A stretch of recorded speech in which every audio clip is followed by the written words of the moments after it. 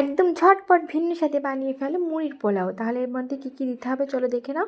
প্রথমে দিতে হবে সর্ষের তেলের মধ্যে কিছু বাদাম, এরপর এর মধ্যে দিয়ে দেবো একটু হলুদ।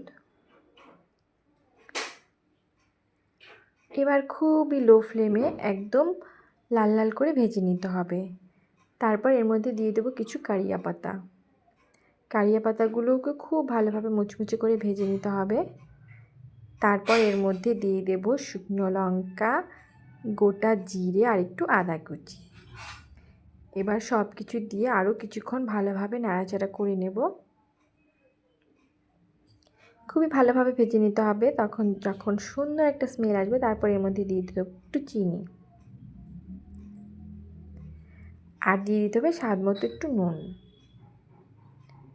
এবার আরও কিছুক্ষণ ভাজা ভাজা করে নিয়ে তারপর এর মধ্যে দিয়ে দিতে হবে মুড়িগুলো। এটা খেতে কিন্তু খুবই ভালো লাগে আর খুবই ঝটপট রেডি হয়ে যায়, দারুণ লাগে খেতে। এবার মুড়ি দিয়ে কিছুক্ষণ ভালোভাবে নাড়াচাড়া করে দেবে। সবই কিন্তু লো ফ্লেমে করতে হবে, না হলে মুড়িগুলো মুচমুচেও হবে না আর পুড়ে পুড়ে যাবে, খেতে ভালো লাগবে না। লো ফ্লেমে খুব আস্তে আস্তে এগুলো ভেজে নিতে হবে।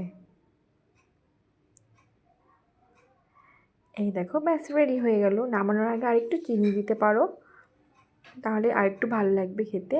রেডি।